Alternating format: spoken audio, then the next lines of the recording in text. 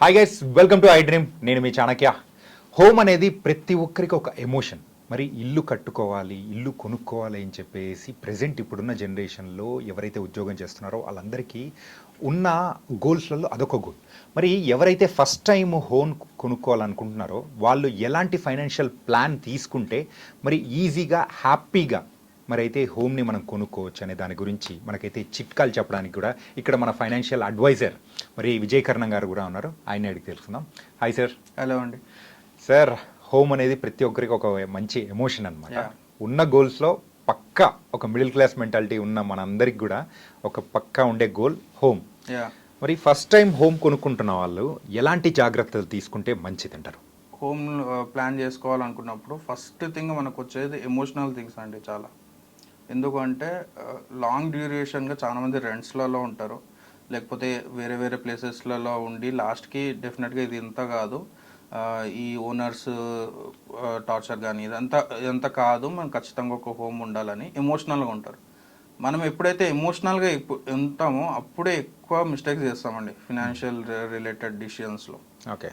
ఎప్పుడైతే ఎమోషనల్గా ఎక్కువ స్ట్రెస్ తీసుకుంటామంటే ఇట్లా కాదు, ఇదంతా కాదు, మనం చేయాలి, ఏదో ఒకటి చేయాలి అని చెప్పేసి అన్ని తప్పులే చేస్తుంటాం. 99% తప్పులు చేస్తుంటాము. ఒక 1% మాత్రం కొంచెం అవేర్నెస్ ఉన్న వాళ్ళు మాత్రం బయటపడుతుంటారు వీటిలో. First thing. ఇక్కడ సెకండ్ థింగ్ వచ్చేసి హోమ్ తీసుకునే వాళ్ళు రెండు మూడు కేటగిరీస్ డివైడ్ చేసుకోవచ్చు. First thing, salaried employees.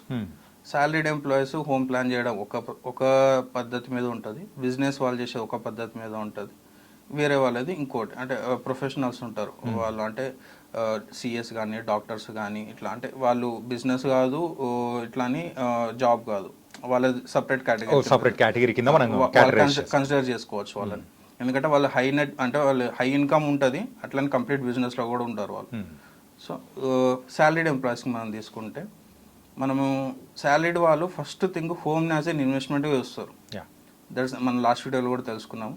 Home అనేది ఇన్వెస్ట్మెంట్ కాదు. ఫస్ట్ హోమ్ అసలుకే కాదు. సెకండ్ హోమ్ రెంటల్ ఇన్కమ్ అదంతా క్యాలిక్యులేట్ చేసుకుంటారు, కానీ ఫస్ట్ హోమ్ అయితే అసలు ఇన్వెస్ట్మెంటే కాదు.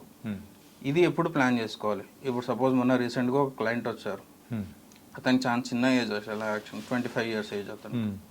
అతను ఏమంటున్నాడంటే ఇమీడియట్గా చేసేసుకోవాలి, ఇమీడియట్గా నేను హోమ్ తీసేసుకోవాలి. ఎందుకు అంటే మ్యారేజ్ రిలేటెడ్ దాంట్లో తీసుకోవాలనేసి అంటున్నాను. నేను అన్నాను, 25 yearsకి నువ్వు హోమ్ తీసుకుంటున్నావు, ఇప్పుడైతే అంతా బాగానే ఉంది. అతనికి 1.2 lakhs ఇన్కమ్ ఉంది, అంటే salary 1.2 lakhs per month income ఉంది, అంతా బాగానే ఉంది. రేపు పొద్దున్న నీకు కొంచెం జాబ్లో కొంచెం డిస్టర్బెన్స్ వచ్చినా నువ్వు దీన్ని తట్టుకోగలవా అంటే, అతను ఏమంటున్నాడు, మా ఫాదర్ కూడా ఇంకా వర్కింగ్గా ఉన్నారు, అతను కూడా ఇంకా మరీ అంత ఇది, అతను కూడా బిజినెస్ ఉంది, వర్క్ అవుతుంది, అతనికి ఓకే. కానీ వేరే పర్సన్స్కి ఫాదర్ వాళ్ళ ఇన్కమ్ లేనప్పుడు కొంచెం డిస్టర్బెన్స్ వచ్చినా కానీ వాళ్ళు హ్యాండిల్ చేయలేరు. సో ఇప్పుడు హోమ్ అనేది ఇప్పుడు వాళ్ళకి నేనేం చెప్పాను అంటే, మీరు తీసుకోండి, కానీ మీరు ముందే కూర్చొని మాట్లాడుకోండి, మీ పేరెంట్స్తో కూర్చొని మాట్లాడుకోండి. ఒకవేళ డిస్టర్బెన్స్ వస్తే మాత్రం డెఫినెట్గా మీరు కూడా సపోర్ట్ చేయాల్సి వస్తుంది, అప్పుడు నేను తీసుకోగలుగుతాను, అప్పుడే మీరు ముందరికి కాండి అని చెప్పాను. దాని ప్రకారం వాళ్ళు ప్లాన్ చేసుకున్నాను. అండ్ డెఫినెట్గా చెప్పాను, ఇది అది ఇన్వెస్ట్మెంట్ కాదు, మీకు మ్యారేజ్ రిలేటెడ్ దానికి ఉంది అని అంటున్నారు కాబట్టి మీరు అట్లా తీసుకోండి అని చెప్పేస్తాను వాళ్ళకి. సెకండ్ థింగ్ వచ్చేసి బిజినెస్ చేసేవాళ్ళు. బిజినెస్ చేసే వాళ్ళకి ఎట్లా ఉంటుంది అంటే, ఒకటేసారి ఇన్కమ్ ఎక్కువ వస్తుంది, అప్పుడు వాళ్ళు ఏం చేయాలో తెలియక హోమ్ తీసేసుకుంటుంటారు, 1, 2, 3 అట్లా తీసేసుకుంటుంటారు. కానీ డెఫినెట్గా వాళ్ళు ఒకదాంతో ఆపడం చాలా బెటరు. సెకండ్ థర్డ్ ప్లాన్ చేసేటప్పుడు వాళ్ళకి ఎలా ఉంటుంది అంటే, అన్అకౌంటెడ్ మనీ ఉంటుంది వాళ్ళకి.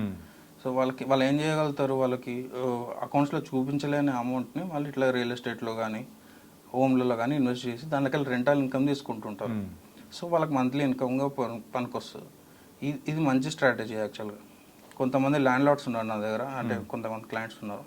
వాళ్ళు ఏం చేస్తారంటే, వాళ్ళకి ఎక్కడ ల్యాండ్స్ ఉంటే అక్కడ అంత కమర్షియల్ ల్యాండ్స్ కానీ అన్నిట్లలో షెటర్స్ వేసేసి దానిపైన రెసిడెన్షియల్ ప్రాపర్టీస్ పెట్టేసి పైన ఇన్కమ్ తీసుకుంటున్నారు, పైన అంటే రెసిడెన్షియల్ ఇన్కమ్ వస్తుంది, కమర్షియల్ ఇన్కమ్ వస్తుంది. It's a good strategy, very good strategy.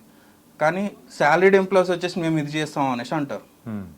ఎట్లా వర్కౌట్ అవుతుందండి వాళ్ళకి? వర్కౌట్ కాదు. ఎందుకంటే వాళ్ళు 9 to 5 జాబ్ చేయాలి. రేపు పొద్దున కమర్షియల్ తీసుకున్న వాళ్ళ షాప్స్కి ఏదైనా ఇష్యూ వచ్చిందంటే తను జాబ్ వదిలిపెట్టి అక్కడ వర్క్ చూసుకోవాల్సి వస్తుంది. సో ఈ ఛాలెంజెస్ అనేవి ఉంటాయి. మీరు జాబ్ చేయాలి అంతే, మీరు బిజినెస్ చేయొద్దు. బిజినెస్ చేయాలి, వాళ్ళు జాబ్ చేయొద్దు. ఎవరి పని వాళ్ళు చేయాలి. మీరు నిజంగా బిజినెస్ ఇంట్రెస్ట్ ఉంటే జాబ్ వదిలిపెట్టేసుకొని బిజినెస్ చేయండి. అంతేగాని రెండు చేస్తామని చెప్పేసి 9 to 5 జాబ్ని రిస్క్లో పెట్టకండి. అట్లాగని బిజినెస్ చేసే వాళ్ళ దగ్గర మీరు ఇన్వెస్ట్ చేయడం బెటర్. ఇంకా అట్లా మీరు మీకు ఇన్కమ్ కావాలి అనుకుంటే ఒక 10 members కలిసేసి చేయడం బెటర్. కానీ మీరు ఓన్గా దిగడం అనేది చాలా risk thing. Okay. Second thing, ఇప్పుడు మనకి హోమ్ తీసుకోవాలి ఫస్ట్ టైం బయర్స్ ఉన్న వాళ్ళకి ఏం చేయాలి అంటే, మీకు 1 CR 2 CR మీకు లోన్ ఎలిజిబిలిటీలు ఉంటాయి. ఇప్పుడు అందరికి శాలరీస్ పెరిగాయి కాబట్టి 1 CR 1.5 CR ఉంటుంది. నా ఫస్ట్ సజెషన్ చెప్తానండి, మీకు ఎంత ఎలిజిబిలిటీ ఉందో దాంట్లో 60% 50% మాత్రమే తీసుకోండి. ఓకే. అంటే మీ హోమ్ ప్లానింగ్ కూడా అట్లాగే ఉండాలి. అంటే ఫర్ ఎగ్జాంపుల్ ఇప్పుడు ఒక హోమ్ మనం 1 crore వచ్చే ఎలిజిబిలిటీ ఉందనుకోండి, అందులో హాఫ్ అన్నట్టు అంటే 50 హోమే 50 lakhs ఉండాలి. ఓకే, హోమే 50 అన్నట్టు. ఎందుకు చెప్తున్నానంటే, ఒక క్లయింట్ని కలిసాను, వాళ్ళు కూడా ఇదే చేస్తున్నారు. ఇంత అంటే స్ట్రెస్ ఫ్రీ లైఫ్ వాళ్ళు లీడ్ చేస్తున్నారు అంటే, వాళ్ళకి ఉండే ఇన్కంలో హాఫే వాళ్ళు ప్లాన్ చేసుకుంటున్నారు అన్నిటికీ. ఇప్పుడు నేను 100 rupees నేను స్పెండ్ చేయగలుగుతున్నాను అంటే ఓన్లీ 50 rupees మాత్రమే స్పెండ్ చేస్తున్నారు వాళ్ళు. సో చాలా స్ట్రెస్ ఫ్రీ లైఫ్ ఉంది వాళ్ళకి. సో సేమ్ అట్లాగే మీరు ఇప్పుడు హోమ్ లోన్ మీకు 80 lakhs 90 lakhs ఉందంటే, మీకు ఇంత ఎలిజిబిలిటీ ఉంటే అంత హోమ్ తీసుకోకండి. దాంట్లో ఓన్లీ 50% మాత్రమే తీసుకోండి, 50 to 60% మాత్రమే తీసుకోండి. First thing. సెకండ్ థింగ్, మీరు ఏ రోజైతే హోమ్ లోన్ స్టార్ట్ చేస్తారో 10% of the home loan, 10% of the EMI, at least home loan 10% of the EMI మీరు ఎస్ఐపి స్టార్ట్ చేయండి సేమ్ డే. ఇప్పుడు సపోజ్ ఒక పర్సన్ 50 lakhs హోమ్ లోన్ తీసుకున్నాడు అనుకుందాం, 1 CR ఎలిజిబిలిటీ ఉన్న అతను 50 lakhs తీసుకున్నాడు అనుకుందాం. 50 lakhsకి అతనికి అప్రాక్సిమేట్గా ఒక 40,000 వరకు ఈఎంఐ పడుతుంది. ఈఎంఐలో 10% అనుకుంటున్నాం కాబట్టి 4,000 ఎస్ఐపి చేస్తున్నాడు. ఈ హోమ్ లోన్ 10 year ఎంత ఉంటుంది? 25 years ఉంటుంది, 20-25 years ఉంటుంది.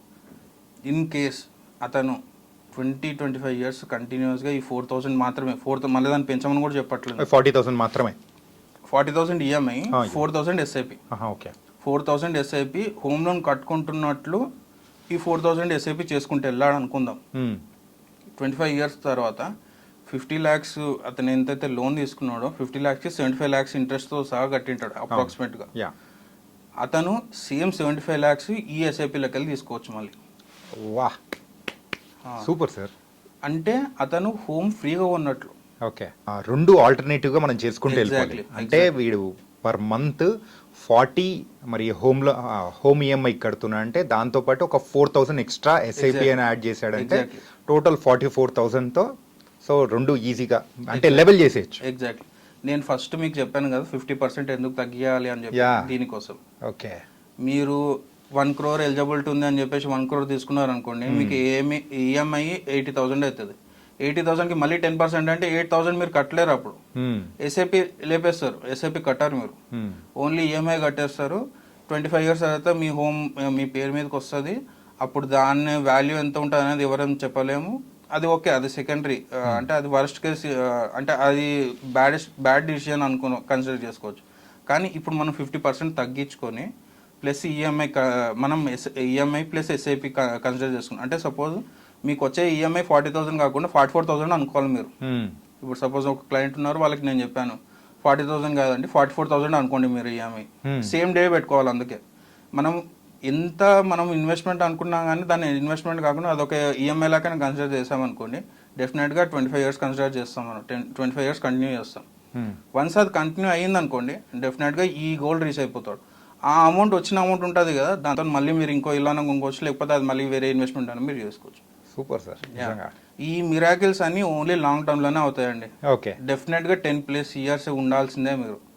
10+ years ఉంటేనే మీకు ఇవన్నీ వర్కౌట్ అవుతాయి. లేదు నేను 3 years ఉంటా 5 years ఉంటా అంటే ఇవి వర్కౌట్ కావు. ఓకే. అంటే ఎన్ని సంవత్సరాలు మన హోమ్ ఈఎంఐ పెట్టుకుంటున్నామో దానికి ఈక్వల్గా ఎస్ఐపి అనేది కూడా మనం పెట్టుకున్నామంటే అప్పుడు సో ఆ అమౌంట్ని కూడా మనం మ్యాచ్ చేయొచ్చు. వచ్చిన అమౌంట్ ఇక్కడ వస్తుంటుంది అండ్ దీనికి కట్టేసింది ఇక్కడ వచ్చేసినట్టు ఉంటుంది. మీకు ఫ్రీ హోమ్ టిప్ అనమాట ఇది. ఎండ్ ఆఫ్ ద డే మీకు ఈ వీడియో చూసిన తర్వాత మీకు టిప్ ఏంటంటే ఇల్లు ఫ్రీగా ఎట్లా కొనుక్కోవచ్చు. This is the tip. Super sir, నిజంగా చాలా చాలా సూపర్ ఐడియా. చాలా చక్కగా చెప్పారు అండ్ మా వ్యూవర్స్ కూడా ఎంతగానో నచ్చుతుందని యా అనుకుంటున్నాను. Hopes. Yeah thank you sir. Thank you. విజయీకరణం గారు చెప్పిన టిప్ అయితే నిజంగా మిరాకిల్ అనే చెప్పుకోవాలి. సో మనం ఏదైతే ఈఎంఐ ప్రకారం కట్టుకుంటున్నామో దాంతోపాటు ఎస్ఐపి అనేది కూడా మనం యాడ్ చేసుకున్నామంటే ఖచ్చితంగా ఆ 25 ఇయర్స్ ఎంతైతే టెన్యూర్ మనం పెట్టుకుంటున్నామో ఆ టైం కల్లా మనం ఈ హోమ్ని ఫ్రీగా కొనుక్కున్నట్టే ఈక్వల్ అయిపోతుందని కూడా చాలా చక్కటి చిట్కా. సో ఎవరైతే ఫస్ట్ టైం హోమ్ బయర్స్ ఉన్నారో వాళ్ళు ఇది కనుక ఫాలో అయ్యారంటే మీరైతే నిజంగా మిరాకిల్ చూడొచ్చు. ఇది వాళ్ళ ఇంటర్వ్యూ. మరో ఇంటర్వ్యూతో కలుద్దాం. అంతకు take care. This is your Chanakya.